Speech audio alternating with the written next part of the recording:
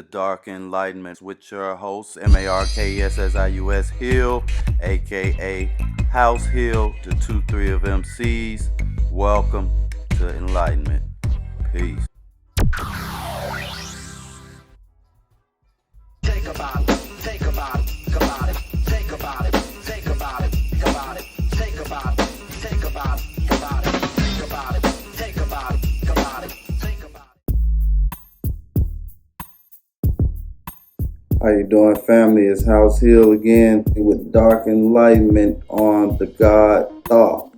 He's an Egyptian god, god of the moon, god of knowledge, said to have created civilization, language, writing, mathematics, geometry. We're going to talk about a presentation on the god Thoth, a very powerful being. In this presentation, I appreciated the attempt at knowledge, but I didn't appreciate the presentation. Very disingenuous, if you ask me.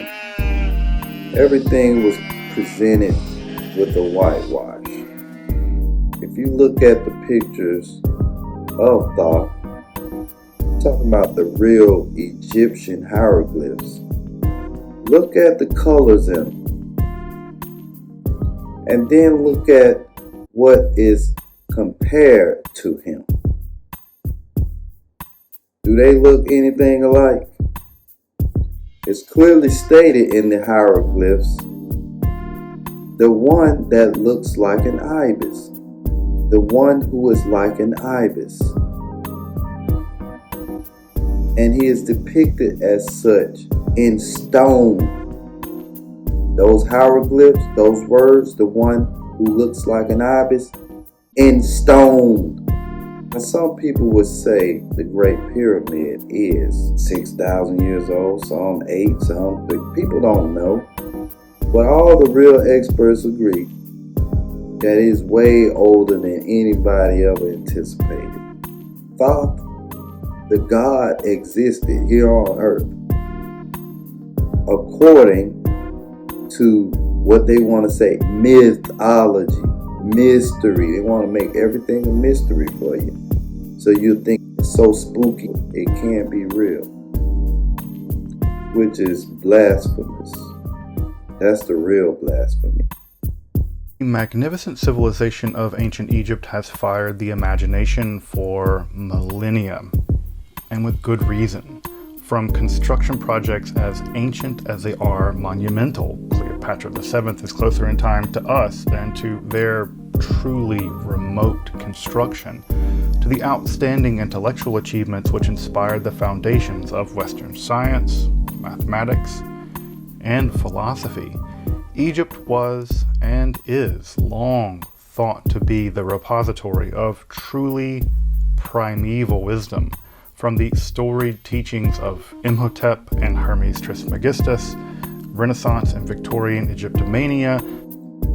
Notice how he mentions Cleopatra, Hermes Trismegistus, their favorite stand-in white guy for Thoth, who was an ibis, looked like an ibis, had the body of a man, skin not.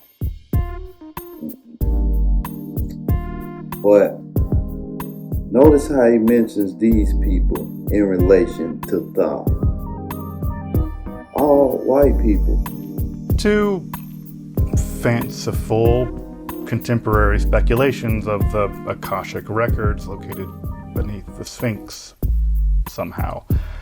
He totally dismisses ideas as so fantastic and so mythical and so out of bounds that he gives you this face, very dismissive, especially when he's speaking of whether a record hall could be under the Sphinx. You don't know what's under there, brother. It could be anything under there. I'm going to play a short video about what they have begun to discover in terms of space underneath the Sphinx. But you see here, right, We are standing directly in the Sphinx's enclosure, which nobody gets to do this. This is a side experiment. It's called seismic tomography. With seismic tomography, you can test for spaces. This is one of those non-invasive technologies that I was referencing. Right. So the seismic tomography experiment was they were listening here and then hitting the surface around the Sphinx, right? And they were describing several areas that could be voids, okay? One of those voids, which we all think is probably the most likely candidate for the quote-unquote fall of record, starts something like here, extends forward by 12 meters, and then 9 meters to the side. It's a big place. And Schock and Dobecki concluded that the signal actually is fairly regular in terms of, right angle corners, sharp edges. So they think this is a man-made chamber about 5 meters below us. It's full of water, most likely because the groundwater level comes up to about 5 meters. So, but according to my reconstruction under the Sphinx, this archive was breached. This is not sealed, which is what Edgar Casey said. I think and I have evidence for it, right? So I think this archive was breached a long time ago. The content was removed, and it ended up in Hermopolis in Middle Egypt. Thoth said he stored his spaceship under there for times when invaders come from outer space. This is interesting here.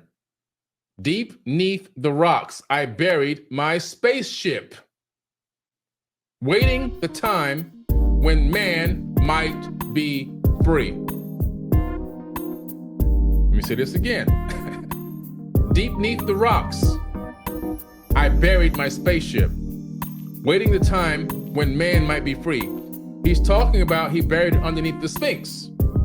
Over the spaceship, erected a marker in the form of a lion, yet like unto a man. That's the great Sphinx. There neath the image rest yet my spaceship, forth to be brought when need shall arise. In other words, when there's a need for this ship, it's there to be brought forth. It's there to be used and taken from underneath the Sphinx. UFOs and the Emerald Tablets. Over the spaceship erected a marker in the form of a lion, yet like unto a man. You see, the great Sphinx, mainstream, it keeps trying to tell people that it used to be a lion's head on it. It never had a lion's head on it. It never, ever, ever had a lion's head on it. Not once did it ever have a lion's head on it. See, these mainstream people, they don't really care about true history. They just want to keep giving you garbage to regurgitate. And they want to give these archaeologists garbage to regurgitate to the people that go and pay big money to go on these tours. The Sphinx's head originally was the head of Thoth the Atlantean. In ancient Sumerian cuneiform tablets, he was called Nigazida.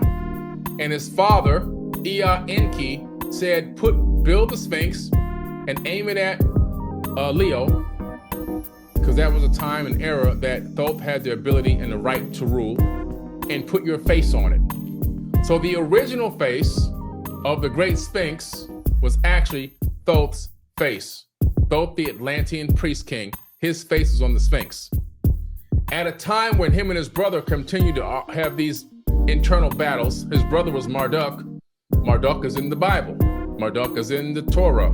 Marduk is in the Jewish library. He's also known in the Egyptian Book of the Dead, where his name is also Amun-Ra. Marduk and Thoth were brothers having internal battles. Marduk was extremely evil and wanted to really masquerade as a god. He really wanted to be a god, and he forced people to worship him and pray to him and everything else. Because of this, he was going head to head with Thoth. Ea Enki said, look, Thoth, I tell you what, man, I'm tired of stopping these fights between you guys. You go to the other side of the planet, go work over there in the Americas, in Mesoamerica, and kickstart a new civilization over there. So Thoth took, according to the Sumerian tablets, Africans, the Olmecs. He took the Olmecs with him, and he went over to Teotihuacan long before Christopher Columbus was even born. We're talking about thousands of years ago. And he built the Teotihuacan civilization in Mesoamerica, all up through Teotihuacan, down into Tulum and Tula, and all the way down into Chichen Itza in the Yucatan Peninsula. And the evidence of this is that the Teotihuacan pyramids are an exact identical copy and orientation of the Great Pyramids at Giza. Even the Pyramid of the Sun, which represents the Great Pyramid in Teotihuacan, the base of the pyramid is the exact same dimensions of the pyramid that Thoth built in Egypt. And he says, build it out of the Great Pyramid. So he built the Great Pyramid, took the same exact blueprint, built the same exact system over there in Teotihuacan. The Pyramid of the Sun is exactly 50% the height of the Great Pyramid at Giza. Also another strange coincidence. And both are built on top of aquifers, and both pyramid systems align with the Orion star system. Okay, so interesting. Pretty interesting stuff. So there neath the image rests my spaceship, forth to be brought when need shall rise. So he's saying there's going to be a need for his ship in the future. Know ye, O man, that far in the future, invaders shall come from out of the deep. He's not talking about the deep water. He's talking about deep space. This is interesting stuff that they're talking about in these tablets. Then awake ye who have wisdom. Bring forth my ship and conquer with ease. Deep neath the image lies my secret. Search and find in the pyramid I built. So much knowledge here, so many hidden records here, so much hidden technology here. Interesting. Each to the other is the keystone, each the gateway that leads into life. Follow the key I leave behind me. Seek the doorway to life shall be thine. Seek thou in my pyramid. This is in 36,000-year-old script. So for you to be so dismissive of this God, very powerful being, I just don't understand it, brother. So you don't think there's been powerful nations that have visited the Giza area where the Sphinx and the pyramids are and totally raped it already? Going all the way back, we can say the Germans did it, we can say the Spanish did it, we can say the Nazis did it, we can say we did it. We can say we pillaged everything out of there. You don't know what's been taken out of Egypt.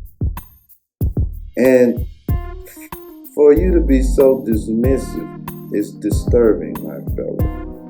At the center of this rightful reputation for Egyptian wisdom is the ibis-headed god, Thoth. This complex god, perhaps originating as a moon god, would become the mediator of divine disputes before settling into various roles as a god of wisdom, of writing, of Heka or magic, of creation, and of judgment. He would later become synthesized with the Greek Hermes to become the syncretized Hermes Trismegistus, the thrice great Hermes, whose teachings formed the philosophical core of all of Hermetic philosophy. Now here we go with the Hermes Trismegistus. Here we go with the switcheroo, the old switcheroony. Why? Why are you saying there's a synthesis? There is no synthesis. One's this and one's that. One's in stone, one's on paper. One's 36,000 years old, one's just infancy. Let me not become upset. I'm not upset. It's just the way you're trying to move around this thing. How you trying to replace history with this and that and what fits what you want to fit? I don't know if you want it to fit, but why are you doing this? Kind of mysterious, very aggravating. Thus, in a very important sense, Thoth alone survived the decline and eventual oblivion of classical Egyptian theology, Thoth, the god of wisdom still abounding and astounding students down to this very day. I'm Dr. Justin Sledge, and welcome to Esoterica. It's truly difficult to appreciate the vastness and historical complexity of Egyptian civilization. Thoth sent his crew to all continents to kickstart new civilizations based on the same basic architecture and sciences. These Atlanteans were global, and each ruler put a genetic marker on their humans. In genetics, we found out something very interesting just a few years ago. I'm not black because my ancestors worked in the sun and they had to have better skin to handle the sun, so we're black. That's not why I'm black. You're not white because you were living in a snow-covered area and you had to blend in with the snow so you wouldn't get eaten by dinosaurs and all these crazy cockamamie ideas. The truth is, they did a genetic test between races of people and they found a 2% variance. A genetic marker in race, a 2% variance, you see? So they started looking deeper into this gene code that is separating the races. They're creating these different facial features and bone structures and hair. And they said, wait a minute, 2%. So they discovered something. It would take millions of years through natural evolution to actually develop a 2% variance in genes to create different races. The problem with that is Homo sapiens sapien is only 200,000 years old. So they're stuck. They're like, what the heck? So the only conclusion geneticists can come up with is that it's an artificial mutation. In other words, somebody did this to us. Yeah, we're branded. Every single person on this planet has a genetic brand on them. You're branded. The people that ruled over different regions of the planet, the people that ruled over the lands of Asia, the people that ruled over the European lands, the people that ruled over the lands of the Americas, different races of people that came with Thoth the Atlantean that then put a genetic marker. So these are my people. Don't you dare touch my people. The pyramids on the Giza Plateau were constructed as the last woolly mammoths were disappearing. As the last woolly mammoths were disappearing. Well, no one knows how old the pyramids are, but everyone with good sense knows they are very old. Much older than people want you to believe. No one drugged rocks up slanted ramps. We talking boulders. The size of these boulders the boulders are so tremendous to whereas there would have to be some type of technology used. And every scientist, every archaeologist, all these architects agree. What are we doing here? Why are we spreading this false rhetoric? Stop it, man. In the name of Thoth. The dynastic Egyptians, this is going to be hard for you to grasp. The dynastic Egyptians inherited what was already there. Thoth said, builded I the Great Pyramid, patterned after Earth's force, so that it too might remain through the ages. He built the Great Pyramid. Now, he didn't build it with his physical hands. He instructed and taught the Kemetic people his advanced building techniques using his technology. He had the blueprint, though, and his blueprint can be found all over the planet. Anywhere you go on Earth, you're going to see the blueprint from Egypt everywhere, the land of Chem, everywhere. Because remember, the people that he had as his crew, they stayed with him for eons, and then he said, now go. Now go and spread out all over the planet and duplicate what we did here. And that's why no matter where you go on Earth, you're going to see temples and pyramids that resemble significantly the original works that come out of the land of Kemet. When we explore the nature and function of a god like Thoth, we shouldn't and We won't find a single coherent myth which exhaustively describes this mysterious and frankly very powerful deity. Indeed, what we find are more impressionistic elements that form a cloud of features which comprise the ibis-headed deity. Some of those elements coming into sharper focus given the narrative or the mythical or religious function the god played in that given instance, time period, or regional locale. Even the exact meaning of the name Thoth is mysterious. Egyptian, like all languages, underwent dramatic changes through time, both in grammar and phonology. Thus, the exact origins of Thoth's name aren't clear, but it seems that it might be a nisba form of a primitive word for ibis. Thus, he may very well be the one like an ibis. The pronunciation of his name changed much as well.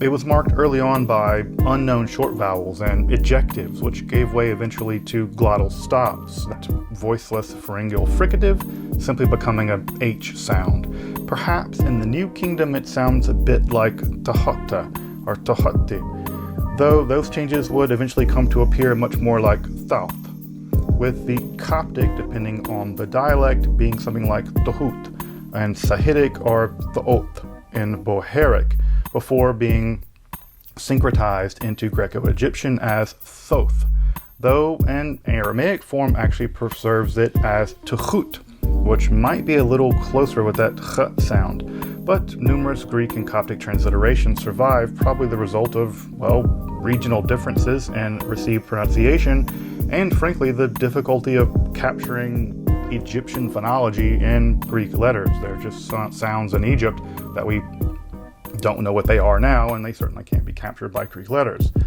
Another point I would like to make is, don't you find it interesting how the word thought is relevant in today's terms? What do we think of thought as today? And think about how the phonetics changed over the centuries, all the way up to now. We think of thought as thinking. Don't you find it interesting that that's happening with the most known language in the world? I think it was foresight there. What do you think? Holding Ankh or life symbol was very common, but he just was often depicted as wearing a lunar headdress reflecting his role as a primitive moon god. In fact, the curved beak of the ibis might itself be a connection back to this lunar role. He also appeared with the Atef crown, or the double crown of Upper and Lower Egypt. This is perhaps reflecting his role as a kind of divine mediator between the brothers Horus and Set. His name is variously represented in the hieroglyphic writings, from the Scriptio Plano form stretching all the way back to the Old Kingdom and the Archaic Pyramid text, to the ibis on perch with Ma'at feather, which is his wife in some texts, Ma'at. Thoth recovered the rebellious daughter Eye of Ra. More famously, when Set kills his righteous brother Osiris to usurp his kingdom, it's actually Thoth that assists his pious wife Isis in finding, protecting, and reuniting the desecrated body of Osiris, and most importantly Osiris's penis. When the child Horus comes of age, he famously contends with Set, both in legal, physical, and sexual combat. It is Thoth, the Lord of Ma'at, or cosmic justice, that argues in defense of Horus before the great Ennead. And Set tears out the left eye of Horus. Sometimes it's both eyes, but the left eye here, that Thoth is most famous for its watery discovery and restoration. Thus, the ubiquitous depictions of Ibis holding the Wedjet eye, a symbol of this healing powers, but also of Thoth's mathematical prowess. The eye actually becomes a symbol for fractions in Egyptian mathematics. Of course, this myth is incredibly varied and complex. Even Thoth's role in it is all pretty messy depending on the text you're reading. I mean, there's that whole sequence where Seth and Thoth are sexually assaulting each other with each other's semen, and eventually Seth gives birth to Thoth through his forehead somehow. There's always some measure of truth in every myth, and for someone to be dismissive, because some people believe in these myths as religion, and some religions have taken from these myths. Almost all religions have. So, in fact, for you to have your eye movements and body gestures suggesting doubt, I mean, it just shows the bias in thinking that some of us have when it comes to being open-minded and being conscious, being able to expand your thinking beyond your own reasoning. This lunar association also linked Thoth with the passing of time and its calendrical demarcation. In fact, the first month of the Egyptian calendar was named for Thoth. Thus, in the Book of Coming Forth by Day, we see him sometimes referred to as he who announces tomorrow and gazes into the future, thus making him the king of eternity, a kind of regent over time itself. Extends to Thoth employing his ability to rationally order time to also laying down the very foundations of the social order or law. Thus he was referred to as the most ancient legislator and the Lord of Laws. From at least the New Kingdom, Thoth is thought to be the founder of the social order and the laws which conserve social harmony through justice or ma'at. Here, Thoth is the organizer of everything from the composition of religious liturgies to the very architecture itself of the houses of life, the vast temple complexes of ancient Egypt. In this respect, he's lauded as having carefully set down the dimensions, layout, and the placement of those sacred shrines, here sometimes as Thoth Sia. Thus, Thoth rules not only sacred time, but also sacred space as a kind of divine architect. Of course, Thoth is perhaps most famous as the divine scribe and the originator of language itself, especially the sacred words and speech of the Egyptians. He's known as the Lord of Divine Words, both as the famed hieroglyphic language, but also as spoken language. Very little of this ancient religious literature actually comes down to us, though a few fragments of one text do survive, what appears to be a priestly initiation text preserved in the demotic form of the Egyptian language. We should just read the ancient Egyptians, not some stuff that people in the 20th century just made up. Thoth is often associated as a kind of divine perceptive reason linked with the god Sia. This is imagined as a kind of vast library, and Thoth as the dweller within the archive, which sounds like a cool Lovecraft story. But while this vast knowledge extends to the arts and sciences, it also peers into the individual hearts. He is said to have actually emanated the cosmic egg on the island of Flame. This is just all so terrifically metal, the cosmic egg on the island of Flame. And in this sense, Thoth as divine thought, and by extension the repository of wisdom and science itself, really all knowledge, but also the principle of order itself, is strikingly like the Greek concept of the Logos as developed in both Stoic and Middle Platonic thought. And given that, as we'll see, it's not at all surprising that Hermes and Thoth will be heavily syncretized during the Hellenistic and Ptolemaic period, producing the hybrid Hermes Trismegistus or Hermes Thoth entity. There is no Hermes Thoth entity. There's only Thoth. Hermes existed in a totally different time. Ancient nonetheless, but not even comparable to Thoth. Thoth is often referred to as great in Heka, learned in Heka, the Lord of Heka, and sometimes simply as the one who performs Heka. Actually, that term sometimes even uses the Thoth determinative, thus showing his incredibly intimate relationship with this powerful force. Heka is a kind of dynamism or power associated with the divine itself. Pyramid texts have the ibis god actually bearing the soul of the deceased into the underworld upon his wings in the powerful incantation, and map books which guide and protect the soul, and are thought to have actually been composed by Thoth himself. So he's your guide to the afterlife.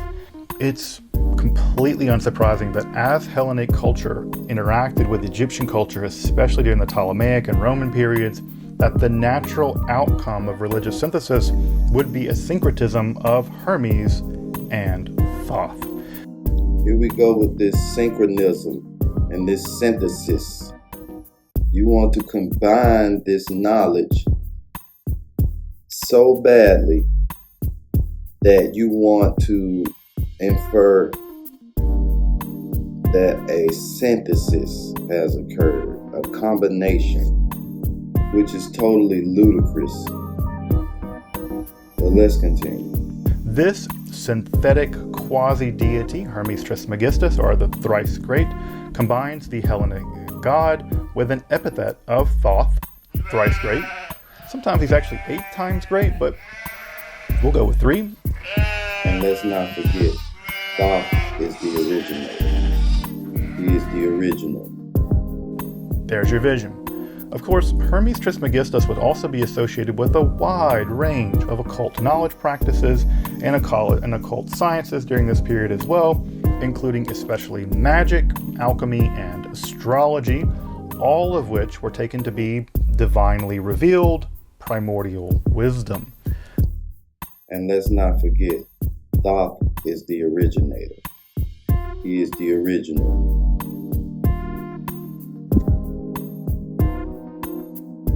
Now, I've done lots of episodes on the texts and teachings of the Hermetic philosophy and the technical Hermetica, if you want to check out those as well in my Hermetic philosophy playlist.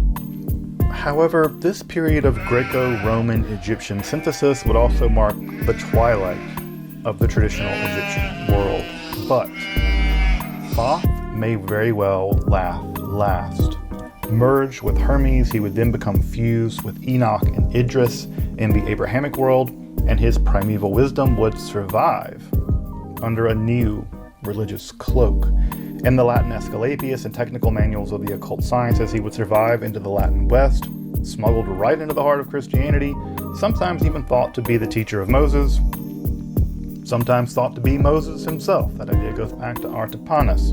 With the Muslim conquest of Constantinople, the entirety of surviving Hermetic philosophy would begin to make its way into the Latin West, and this fascination with the ancient, even primordial wisdom of Thoth and his many guises has not abated since. In this way, Thoth, of all the Egyptian gods, has truly survived into a glorious and seemingly eternal afterlife.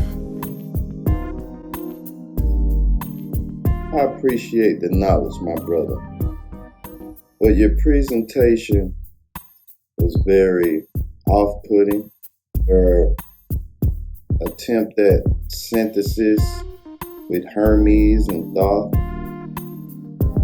with Thoth being absolutely the greater figure, the most ancient, the first, the original. The attempt at stating this point was kind of muted. It was muted. And you seem to advertise Hermes Trismegistus in a major fashion. I don't know what the aim was with the knowledge, but it was knowledge nonetheless. And we appreciate that. But let's stick to the facts. Let's look at what was etched in stone. Let's look at what was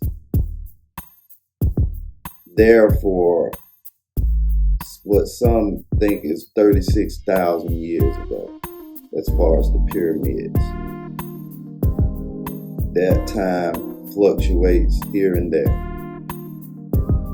But we all know the true facts.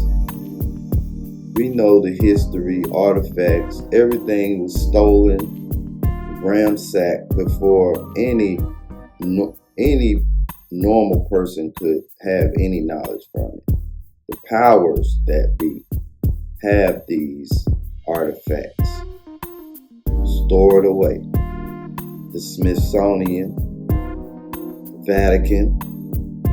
They have all these artifacts from Egypt, powerful amulets, technology. It's almost inevitable. What haven't they gotten their hands on that we need to know about? And they decided not to tell us about it. I mean, they're scared of you to have the knowledge of these things existing. Because what are you going to do then? When are you going to find out that all your Christian stories are based on Egyptian myths and stories and religious beliefs? What are you going to do then? When every religion finds out everything they believe is based on these things. Thoth. Different races of people that came with Thoth the Atlantean that then put a genetic marker. So these are my people. Don't you dare touch my people. Thoth is the Egyptian god of writing, magic, wisdom, and the moon. He was one of the most important gods, self-created or born of the seed of Horus from the forehead of Seth. Thoth's Egyptian name was Endowed, meaning he who is like the ibis. The ibis was a sacred bird and associated with wisdom.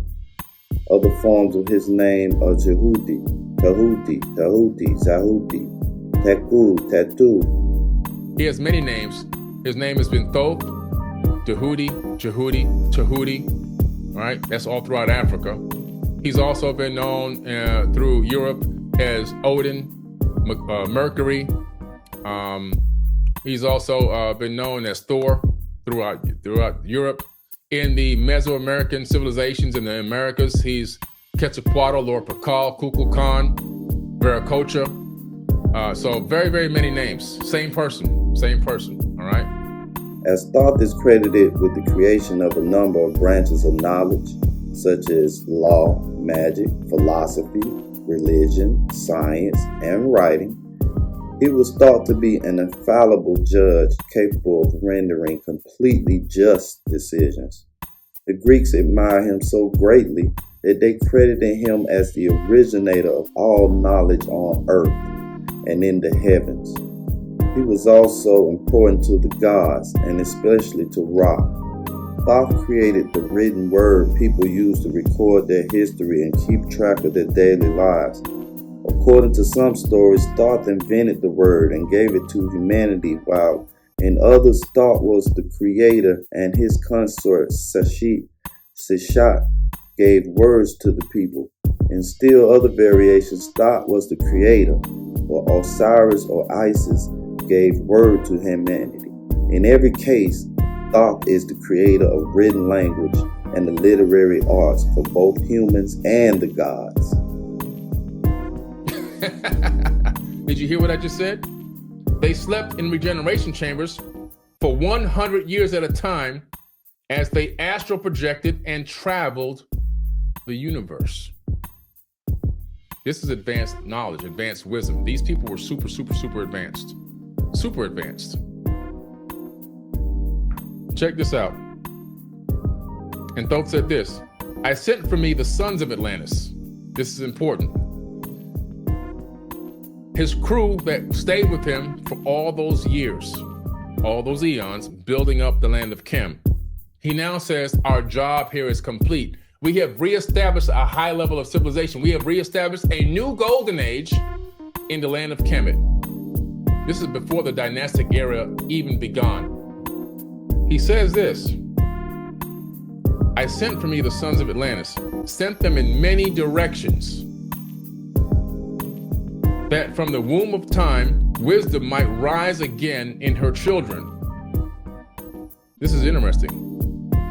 So he's saying this: I took the crew that I had, that had learned with me, and helped me rebuild a new civilization in the land of Kem after the Great Flood for eons.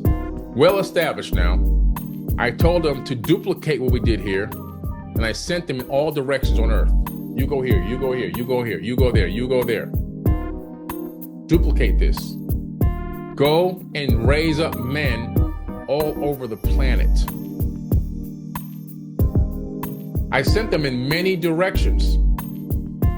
That from the womb of time, over thousands of years, that means over thousands of years, wisdom might rise again in her children. We will go from just, hunter-gatherers back up to a technologically advanced, spiritually advanced civilization again. Long dwelt I in the land of Chem, doing great works by the wisdom within me. So he stayed there. He stayed in the land of Chem while he sent his crew and spread them out all over the planet. Thoth sent his crew to all continents to kickstart new civilizations based on the same basic architecture and sciences. These Atlanteans were global, and each ruler put a genetic marker on their humans, which created the different races we have today. Think about this for a minute. Thoth sent his crew to all continents to kickstart new civilizations. As I said before, Atlantis was not a ring city only. A ring city, the ring city that sunk in the Atlantic Ocean, was just one capital of many capitals that existed on Earth at that time. The one who was like an ibis was a very powerful entity, deity, God, spirit, whatever you want to call him. He was official. Equilibrium, symbols of the cosmic, like unto law. Many of the stars I passed in my journey. Many of the races of men on their worlds. We're talking about multiple planets with multiple races of men. Many races of men. Not one race, many races. Some reaching as high as the stars of the morning. In other words, some reaching golden age level. High spirituality, high technology. Some falling low in the blackness of night. Some collapsing civilizations. Each and all of them struggling upward, gaining the heights and plumbing the depths. Moving at times in realms of brightness, having glimpses of greatness in them, right? Living through the darkness, but trying to gain the light. Isn't that where we are right now? Isn't that where we are right now as a civilization? As a civilization right now, at this exact moment, this is exactly where we are right now. Struggling upward, getting the heights, and plumbing the depths. We rise up, right? We then, hey, this is great, we're doing okay, and then Thoth appears regularly at the side of Osiris and Anubis in the halls of truth, as the scribe who kept accounts of the life of the soul of the deceased, who records the outcome of the weighing of the heart against the feather of truth. Truth.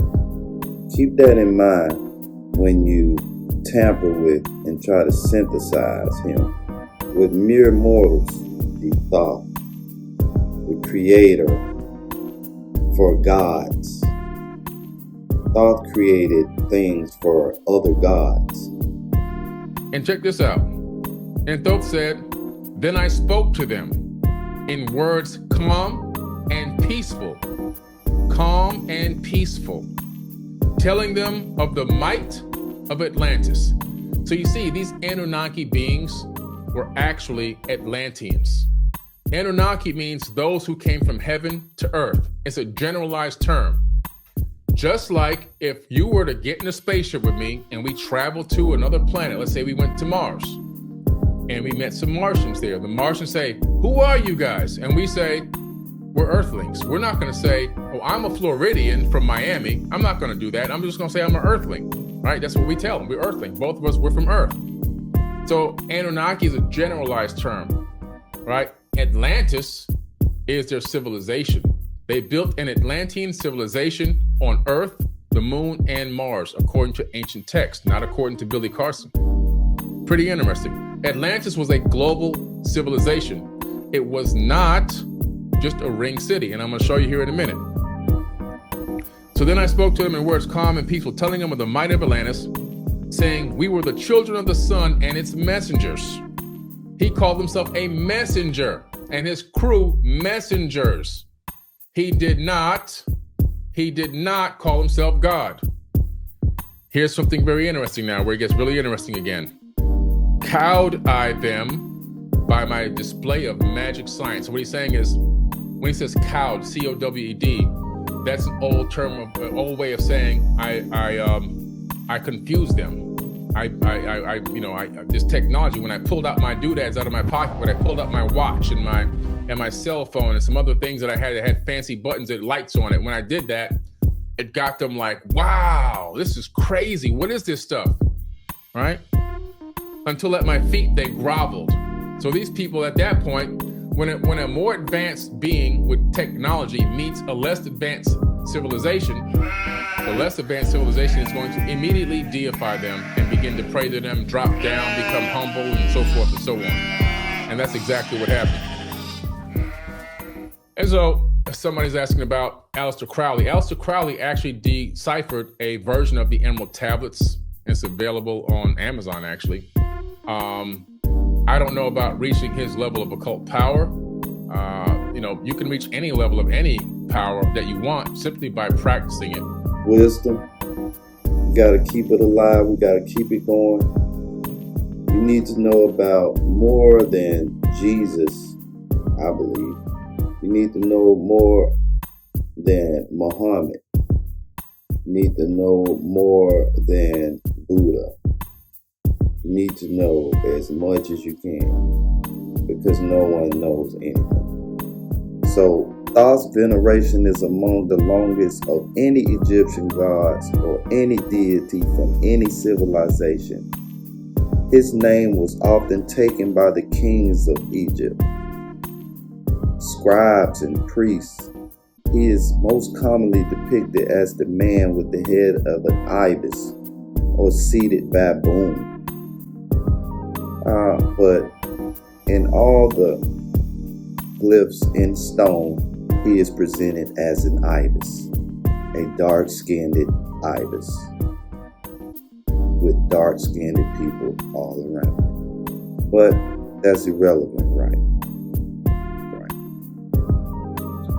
He was the patron god of scribes, and it was said that scribes would pour out one drop of ink in Thoth's honor before they began their daily work. Now that's respect. Different races of people that came with Thoth the Atlantean that then put a genetic marker. So these are my people. Don't you dare touch my people. Dark Enlightenment. House Hill. Peace. I'm gonna enjoy you.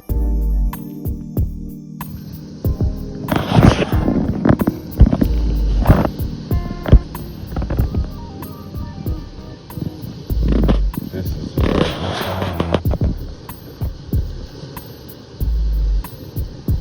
I don't know where he is. I don't know what that is. Sitting out here saying my chant. Okay. I'm gonna enjoy your presence without video. Dark Enlightenment. What is it?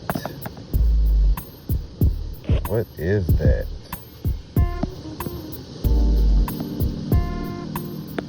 I'm gonna enjoy your presence without video.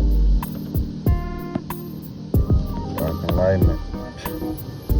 I want to keep dark being this, but